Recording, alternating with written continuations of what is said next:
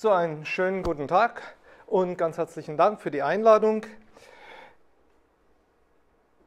Ich möchte Sie in meinem Vortrag gern davon überzeugen, dass die Postmoderne zu Ende gegangen ist und dass dies etwas mit der Aufwertung des Begriffes von Gemeinschaft zu tun hat.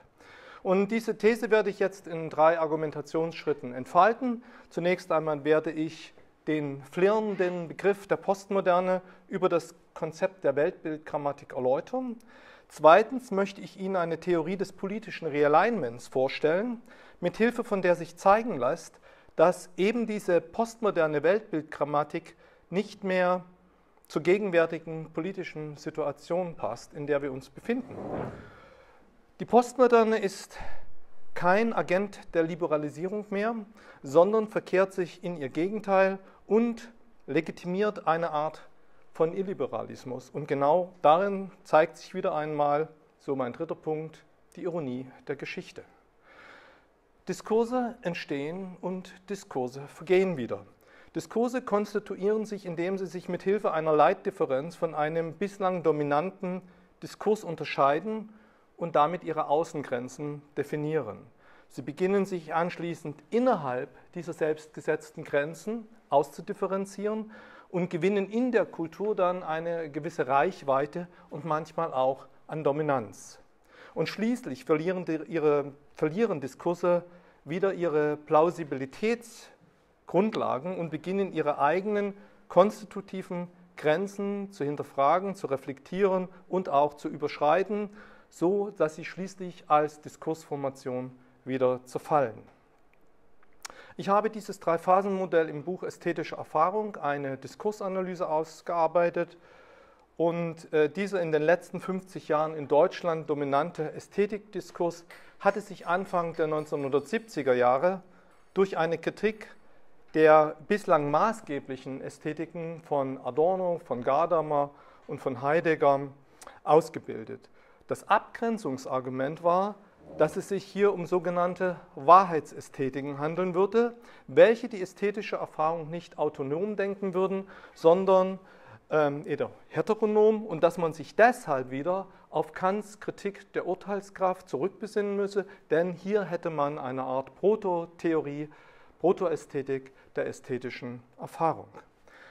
Dieses dreigliedrige Diskursmodell lässt sich auf alle Diskursformationen übertragen, auf große sowie auf kleine. Und es lässt sich natürlich auf die denkbar größte Diskursformation übertragen, nämlich auf Weltbildgrammatiken. Und insofern werde ich jetzt mit Hilfe dieses Diskursmodells die postmoderne Weltbildgrammatik analysieren.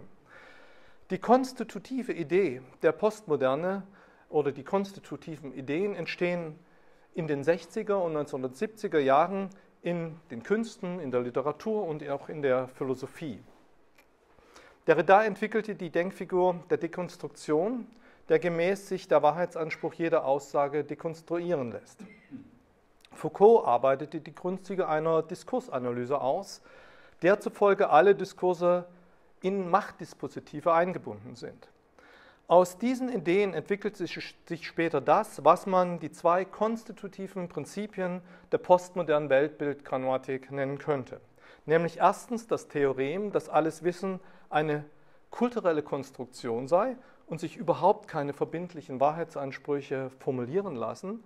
Und zweitens das Theorem, dass alles Wissen immer schon eine Machtfunktion erfüllt und Machtinteressen folgt. Genau genommen handelt es sich bei diesen beiden postmodernen Prinzipien aber um eine sehr vereinfachende Interpretation, durch welche die komplexen Texte von Derrida und Foucault in Form von Leitsätzen, Maximen und Prinzipien gebracht wurden.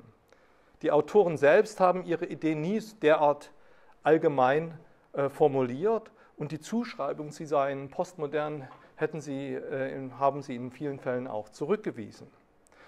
In unserem Diskursmodell sind solche kulturellen Generalisierungen ein Indiz dafür, dass die postmoderne Weltbildgrammatik in ihre Ausdifferenzierungsphase eingetreten ist. In dieser schematisierten Form konnten sich die Ideen von Derrida und Foucault nun auch in weiten Bereichen der Kultur verbreiten und in viele verschiedene Wissensdisziplinen eindringen. Auf diese Weise begannen diese Theoreme wie eine Grammatik die gesellschaftliche Kommunikation zu strukturieren. Sie wurden mit einem Wort zur Weltbildgrammatik von liberalen Demokratien. Die entscheidende Frage lautet hierbei, warum Derridas und Foucaults Ideen von der westlichen Kultur selektiert wurden und sich über Jahrzehnte hinweg selbst verstärken konnten. Warum also haben sich gerade diese beiden postmoderne Theoreme gegenüber Tausenden von anderen Ideen, die in den philosophischen Diskursen der 1980er Jahre zirkulierten, durchsetzen können? Hier wäre meine These, dass erst der Mauerfall 1989 die entsprechenden Plausibilitätsbedingungen geschaffen hat, dass sich postmoderne Texte in eine postmoderne Weltbildgrammatik auskristallisieren konnten. Bis zu diesem Zeitpunkt war der Systemkonflikt zwischen Sozialismus und Kapitalismus die harte Leitdifferenz, welche die Vorstellung von gesellschaftlicher Wirklichkeit prägte. Man sprach jetzt mit Fukuyama von einem Ende der Geschichte, insofern man davon ausging, dass die liberalen Demokratien, und das heißt auch die Prinzipien des wirtschaftlichen und kulturellen Liberalismus, sich als globale politische Ordnung durchsetzen würden. Die beiden postmoderne Theoreme wurden also deswegen von den liberalen Demokratien des Westens selektiert, weil der Begriff der Freiheit politisch durch keine konkurrierenden Weltanschauungen mehr eingeschränkt, infrage gestellt und limitiert war. Unter diesen Bedingungen gewinnen die postmodernen Leitsätze wie Anything goes, alles Wissen ist soziale Konstruktion, Wahrheitsansprüche sind Machtansprüche, Schönheit liegt im Auge des Betrachters, alles ist Text, der Autor ist tot und auch das Private ist politisch, eine maximale Anschlussfähigkeit in der Gesellschaft. Aufgrund ihres erfolgreichen Gebrauchs verfestigten sich diese Maximen zum historischen A priori einer postmodernen Weltbildgrammatik. Nun wurde die Postmoderne schon seit Jahrzehnten für tot erklärt, was man nun glauben kann oder auch nicht. In unserem Modell wäre das Kriterium dafür, dass eine Weltbildgrammatik ihren Zenit überschritten hat und in ihre Reflexionsphase eingetreten ist, dass sich ihre Plausibilitätsbedingungen radikal verändert haben. Begründen lässt sich dies mit einem Rückgriff auf eine politikwissenschaftliche Theorie, womit ich zu meinem zweiten Punkt und der Theorie des politischen Realignments komme. Sie sehen in diesem Diagramm die Parteiposition zur Bundestagswahl 2017, wie sie vom Bundeswahlkompass ermittelt wurden. Es ist eine grafische Darstellung des politischen Raums, wie er in Deutschland über Jahrzehnte hinweg existiert hat. In seinem Standardmodell besitzt ein politischer Raum zwei Konfliktdimensionen, eine ökonomische und eine kulturelle. Und diese lassen sich dann in ein Koordinatensystem mit einer horizontalen Links-Rechts-Unterscheidung und einer vertikalen progressiv-konservativ-Achse abbilden. Die Ausgangsthese, die ich von den Politikwissenschaften übernehme, ist, dass sich nun auch in Deutschland, so wie schon in Großbritannien und in den USA, es zu einem politischen Realignment kommt. Das heißt, zu einer Neuausrichtung des Parteiensystems und zu einer Refiguration des politischen Raumes. Politische Realignments treten in Demokratien selten, aber regelmäßig auf. Sie beruhen auf grundlegenden Veränderungen in den politischen Einstellungen der Wähler. Und diese Einstellungsänderungen werden durch große soziale, kulturelle und auch ökonomische Transformationen bedingt. Zuletzt hat Stephen Davis 2020 diese Theorie aktualisiert, und zwar in seinem Buch The Economics and Politics of Brexit, The Realignment of British Public Life. Ich übernehme von Davis die Grundidee, variiere sie aber an zwei entscheidenden Punkten. Erstens werde ich die Theorie nicht auf den politischen Raum von Großbritannien, sondern von Deutschland anwenden. Und zweitens nimmt bei mir diese Realignment-Theorie eine spezifische Gestalt an, und zwar die Gestalt eines Kippmodells. Die Idee dieses Kippmodells besteht darin, dass sich das politische Realignment durch eine Neubezeichnung der beiden Achsen darstellen lässt, die den politischen Raum konstituieren. Und dann sind natürlich zwei Fragen entscheidend. Wie war der politische Raum bislang konfiguriert? Und die zweite Frage ist, was hat sich oder wie hat sich diese Konfiguration und das heißt eben die Bedeutung der Achsen heute verändert? Das politische System in Demokratien muss permanent zwei Konflikte auflösen. Einen ökonomischen Konflikt, denn eine freie Marktwirtschaft generiert Wohlstand, der eben nach Marktgesetzen verteilt wird und das heißt, der ungleich verteilt wird, sodass man ihn ein Stück weit wieder umverteilen muss. Und dieser Konflikt wird im politischen System eben über linke und rechte Parteien ausgetragen. Und er wird auch darüber repräsentiert. Der kulturelle Grundkonflikt in Demokratien besteht zwischen denjenigen, die ein Interesse am Erhalt von Tradition und Moral haben und denjenigen, welche tradierte Lebensformen und Moralvorstellungen überwinden wollen und hinter sich lassen wollen. Demokratische Wahlen stellen sicher, dass eine Mehrheit der Gesellschaft sowohl mit den ökonomischen als auch mit den kulturellen Veränderungen leben kann und man hierbei zu einer kollektiv bindenden Entscheidung auf Zeit kommt. So war der politische Raum bislang konfiguriert. Die Politikwissenschaften vermuten aber schon seit etwa 15 Jahren, dass sich dieser politische Raum rekonfiguriert, weil sich nämlich ein neuer struktureller Konflikt in liberalen Demokratien manifestiert. Und dieser Konflikt lässt sich jetzt verschieden benennen. Zum einen ist es der Konflikt zwischen den Globalisierungsgewinnern und zwischen den Globalisierungsgegnern. Die Globalisierung erscheint hier als die treibende Kraft, die das Realignment auslöst und auch zum Aufstieg von populistischen Parteien führt. Zum anderen wird dieser Konflikt auch als ein Konflikt zwischen den Somewheres und den Anywheres beschrieben. Die Somewheres leben in Orten, an denen der ICE vorbeifährt und die Anywheres sitzen in diesen ICEs und fahren an diesen Orten vorbei. Diese Unterscheidung artikuliert jetzt ein spezifisches Merkmal dieser neuen Konfliktlinie, nämlich dieser Konflikt zeigt sich eben und manifestiert sich auch in der Differenz zwischen Stadt und Land und zwischen Zentrum und Peripherie. Die Globalisierungsgewinner sind gut ausgebildet, sie leben in den großen Städten, in den Metropolen, sie bekommen die gut bezahlten Jobs, sie sind flexibel auf dem Arbeitsmarkt und bewegen sich entsprechend auch flexibel zwischen den Metropolen dieser Welt hin und her. Die Globalisierungsverlierer bleiben an ihre Wohnorte gebunden, sie leben somewhere in der Provinz.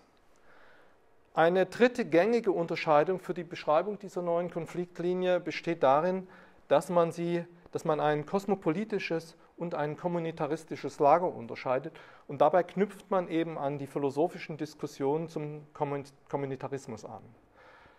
Und das ist auch der Berührungspunkt oder mein Berührungspunkt zu unserem Tagungsthema, zu den Grenzen der Gemeinschaft von Helmut Plessner, von denen Helmut Plessner spricht.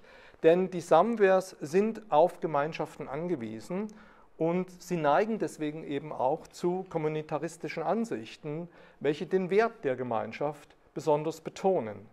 Die Anywheres haben sich aus Gemeinschaften herausgelöst und vertreten entsprechend eben auch eine kosmopolitische Weltsicht. Das Realignment führt also dazu, dass die Unterscheidung von Gesellschaft und Gemeinschaft je anders als Präferenzcode in der politischen Kommunikation verwendet wird. Im kosmopolitischen Lager fungiert die Gesellschaft als Positivwert innerhalb der Unterscheidung von Gesellschaft und Gemeinschaft. Und im kommunitaristischen Lager ist die Gemeinschaft der positive Wert, welcher gegenüber der Gesellschaft mit einer Präferenz ausgestattet wird. Ich habe das hier mit dieser systemtheoretischen Bezeichnungstechnik noch etwas versucht deutlich zu machen.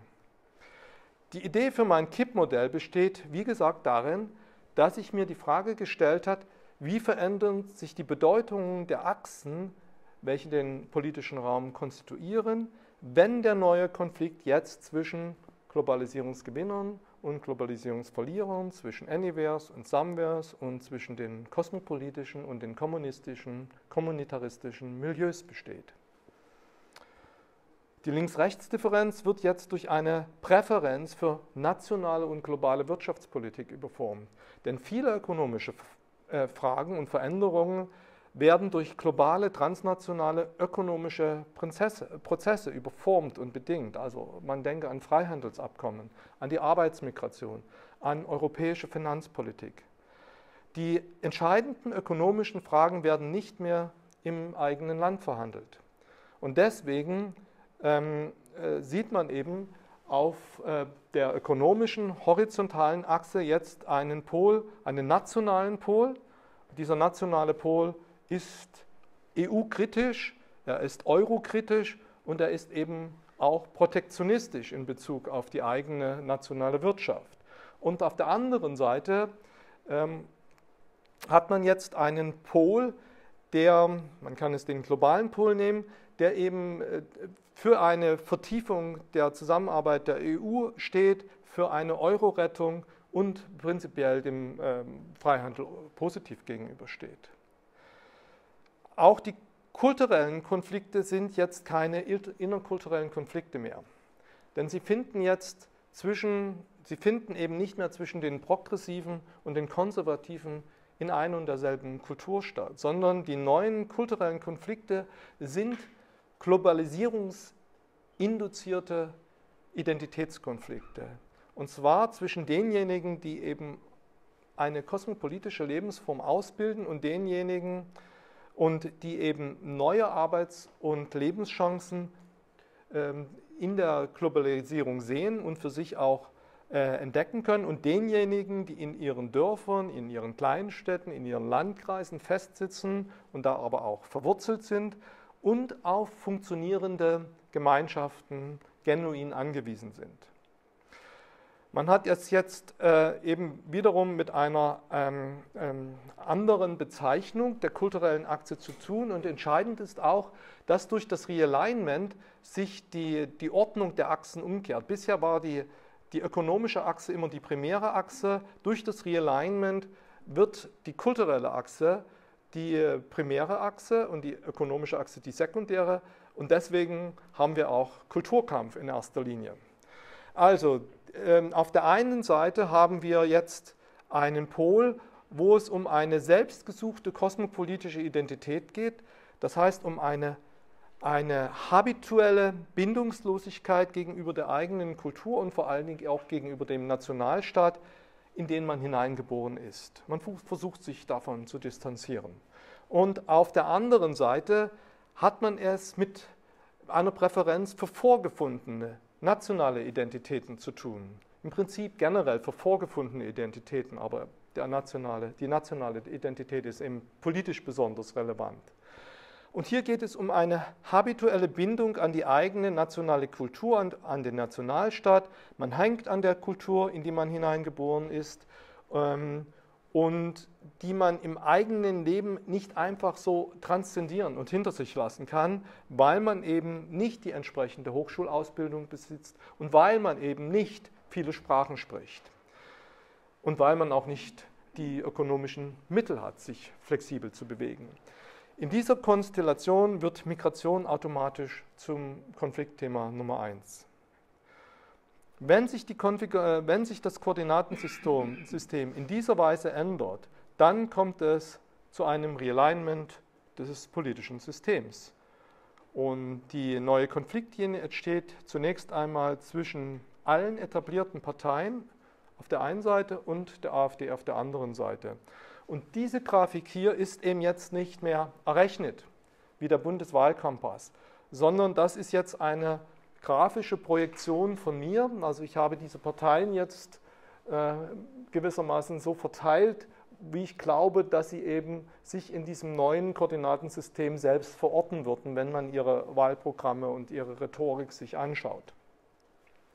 Linke, CDU, Grüne, FDP befinden sich jetzt im selben Quadranten, wo man eben mehr oder weniger den Wert einer transnationalen nationalen Identität präferiert und man stimmt dann entsprechend eben auch für eine Flüchtlingspolitik, die sich dann als Willkommenskultur artikulieren konnte. Und genau diese Politik hat den populistischen Protest hervorgerufen und damit die AfD stark gemacht. Und sie steht eben lange Zeit erstmal als einzige Partei in diesem kommunitaristischen Quadranten und wo eben eine nationale Identitätspolitik mit einer EU-feindlichen und nationalen Wirtschaftspolitik verkoppelt wird. Die Phasen des politischen Realignments sind kurze, instabile Phasen und sie sind ambivalent für alle Beteiligten.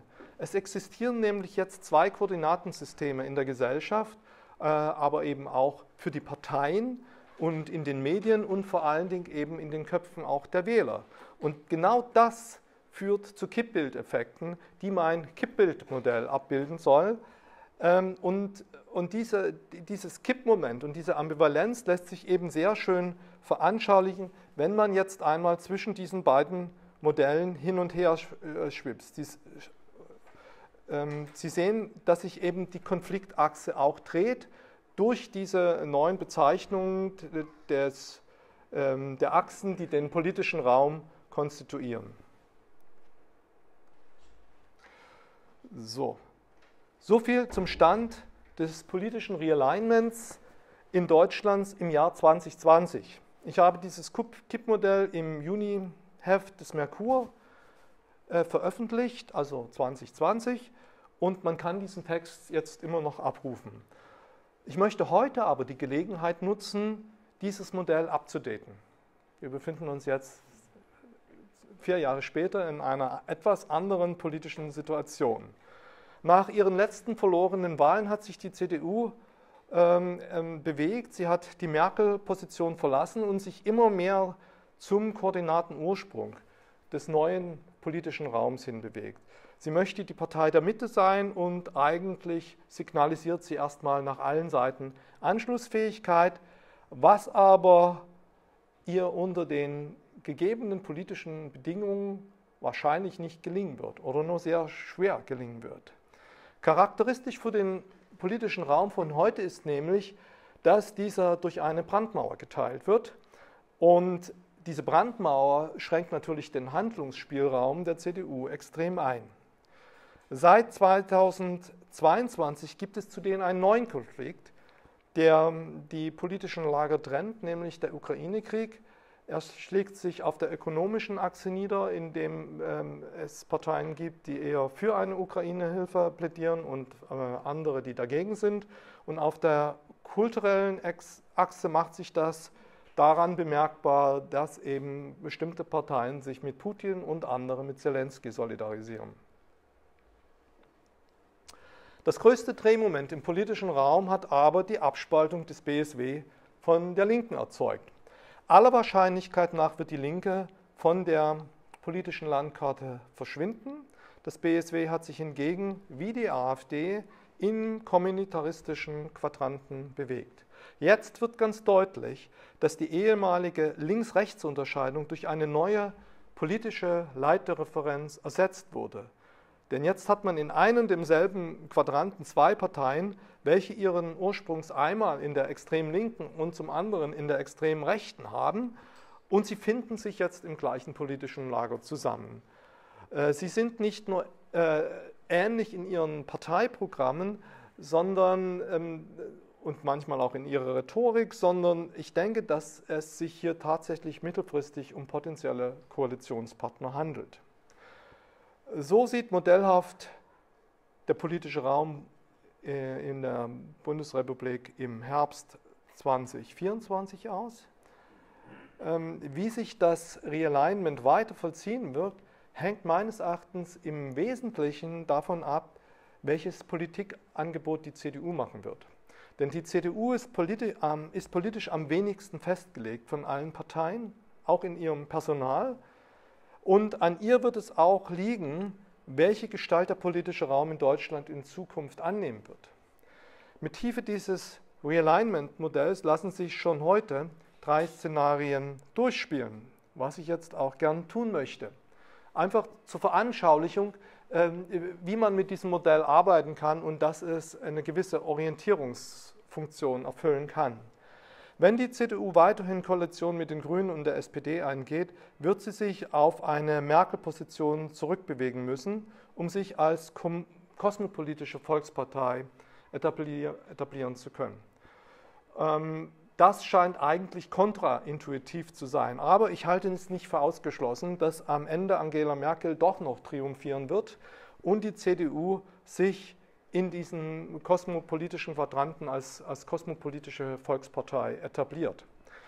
Der Preis für dieses Szenario ist, dass die AfD noch einmal einen massiven Zulauf von CDU-Wählern erhalten würde und vielleicht dann auch die CDU als stärkste politische Kraft im ganzen Land ablösen würde, so wie das in Ostdeutschland schon passiert ist. Das zweite Szenario ist im Prinzip das Szenario, was wir jetzt bei den letzten Landtagswahlen in Ostdeutschland beobachten konnten. Die CDU bewegt sich einerseits in den kommunitaristischen Quadranten, sodass man mit dem BSW Zweckbündnisse eingehen kann, da es ansonsten überhaupt keine Regierungsoption mehr gibt, solange zumindest die Brandmauer existiert. Auch dieses Szenario ist hochriskant, weil durch ein Bündnis mit einer Ex-Kommunistin erneut Wählerabwanderung zur AfD drohen. Zugleich wird die Zusammenarbeit mit dem BSW die AfD normalisieren und die Brandmauer ein Stück weit verschieben, was ich hier eingezeichnet habe. Und das wäre dann auch das dritte Szenario, das man heute für mehr oder weniger undenkbar hält, dass sich nämlich die CDU als kommunitaristische Volkspartei etabliert und versucht, also Bündnisse mit der AfD in Zukunft einzugehen. Wenn es eine echte Machtoption für die AfD gibt, dann wird sie aller Wahrscheinlichkeit nach rhetorisch abrüsten, von ihren radikalsten Forderungen abrücken und versuchen, die Scharfmacher in den eigenen Reihen zu marginalisieren oder aus der Partei auszuschließen, oder sie werden aus taktischen Gründen in die zweite Reihe treten, wie das jetzt in den Niederlanden zu beobachten war, und von dort aus die Strippen ziehen. Und diesem Szenario liegt letztendlich ein Skript zugrunde, wie es bereits in vielen europäischen Ländern sich realisiert hat. Man denke nur an Italien, an die Schweiz, an Österreich, an die Niederlande und so weiter. Im Prinzip ist das politische System heute aber gelähmt. Und aus diesem gelähmten Systemzustand wird es sich allein auch nicht herausoperieren können. Die Lage dürfte sich erst verbessern, wenn das politische Realignment erfolgreich abgeschlossen ist und es ein kosmopolitisches und ein kommunitaristisches politisches Lager gibt, die sich erstens als politische Gegner ernst nehmen und sich nicht gegenseitig die Legitimität absprechen, und zweitens, dass es einen gemeinsamen Begriff von gesellschaftlicher Realität und von gesellschaftlicher Wirklichkeit gibt, sodass die verschiedenen politischen Lager, wie das typisch ist für Realignment-Zeiten, nicht in verschiedenen Wirklichkeiten leben. Gelingt ein solches Realignment nicht, dann kann die politische Polarisierung, wie sie eben für solche Realignment-Zeiten eben charakteristisch ist, eben auch zu einer Strukturkatastrophe führen, sprich eben einen Zusammenbruch des politischen Systems liberaler Demokratien auslösen. Ich selbst bin da aber optimistisch, denn das Realignment ist eigentlich ein Mechanismus von Demokratien, Revolutionen zuvorzukommen und sie zu vermeiden. Und damit komme ich zu meinem Thema der Weltbildgrammatik zurück, denn eine Neuformatierung des politischen Raumes wird es nämlich ohne eine Neuformatierung des vorpolitischen Raums nicht geben. Ein erfolgreiches Realignment erfordert auch eine neue Selbstbeschreibung der Gesellschaft und das heißt eben eine neu formatierte Weltbildgrammatik.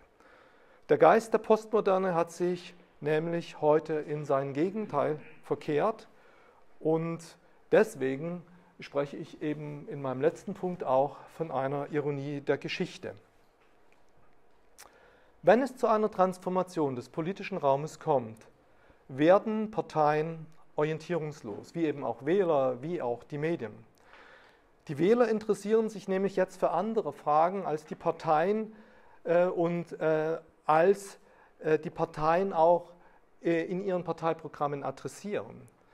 Und in solchen Umbruchphasen beginnen aktivistische Bewegungen eine besondere Rolle zu spielen in einer Gesellschaft. Sie fangen an, eine Orientierungsfunktion zu gewinnen, denn sie haben nämlich eine klare Vorstellung davon, was eigentlich linke Politik und was eigentlich rechte Politik sein sollte.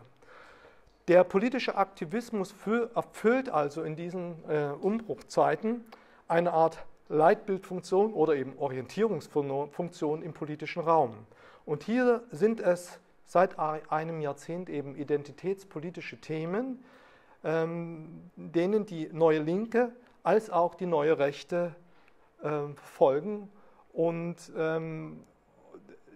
diese linke und diese rechte Identitätspolitik stehen sich eben aufgrund dieses Realignments eben auch konträr gegenüber und sie erzeugen eben auch die starke politische Polarisierung zurzeit in der Gesellschaft.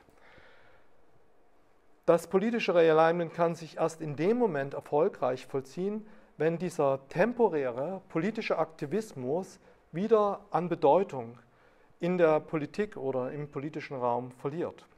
Im Idealfall werden die Parteien am Ende konträre, aber moderate identitätspolitische Positionen vertreten und wieder auf Distanz zu jenen aktivistischen Bewegungen gehen, denen sie eine Zeit lang gefolgt sind. Damit ist aber, und das ist mein zentrales Argument, das ist aber unter einer postmodernen Weltbildgrammatik kaum möglich oder wird extrem erschwert. Eine erfolgreiche Neuausrichtung des politischen Raumes erfordert zugleich eine Transformation des vorpolitischen Raumes, der definiert, wie eine Gesellschaft über sich selbst kommuniziert.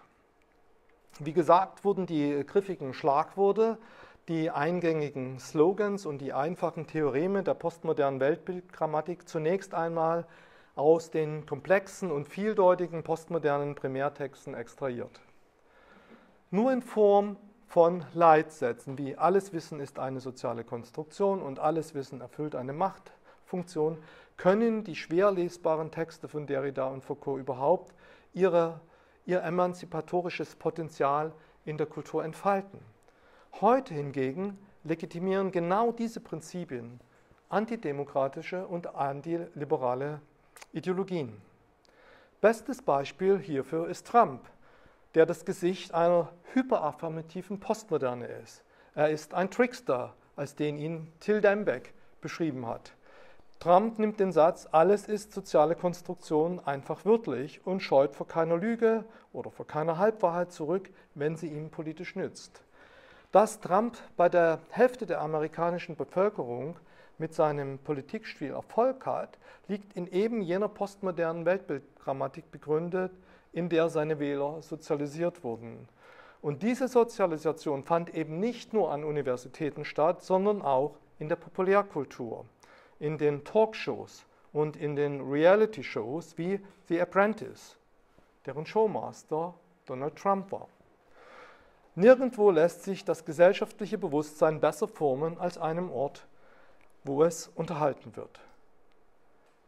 Wenn die Sätze über die Wirklichkeit von vornherein als soziale Konstruktion wahrgenommen werden, dann lassen sich alle Argumente in der eigenen Welt, die der eigenen Weltsicht widersprechen, auch als Fake News deklassieren.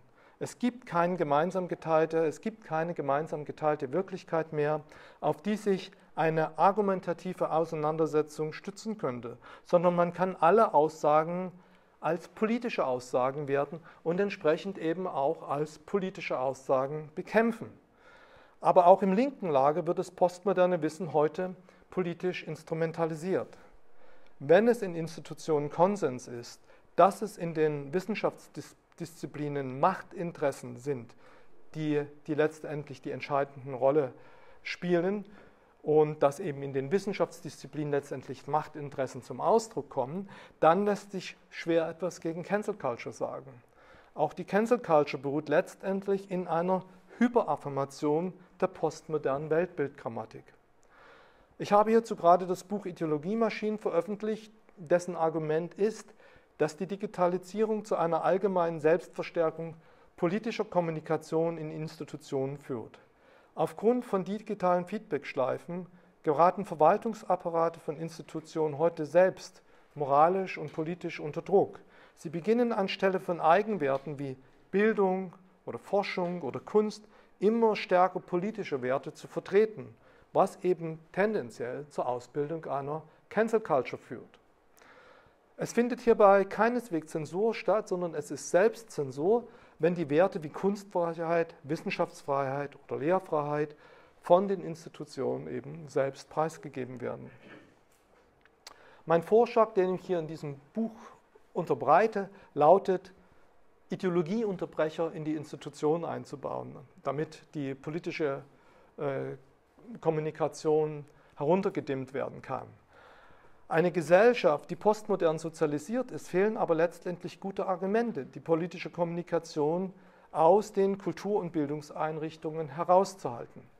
Wer mit einer postmodernen Weltbildgrammatik wahrnimmt, wer in ihr denkt, wer in ihr kommuniziert, dem muss die Forderung nach politischer Neutralität von Kultur- und Bildungseinrichtungen sinnlos erscheinen, da ja alle Kommunikation immer schon politisch verfasst und machtabhängig ist.